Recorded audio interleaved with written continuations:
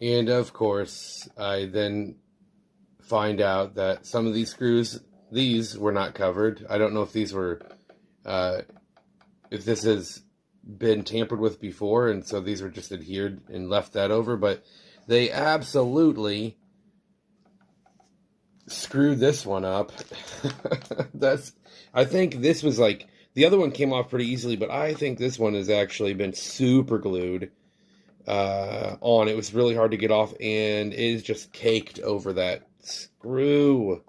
Why? And it's really hard. Oh, that sucks. Gosh. Talk about right to repair. Yeah, I'm pretty sure this was super glued on by someone. Oh my gosh. Gee whiz. Yeah, this is going to be a lot harder than I thought.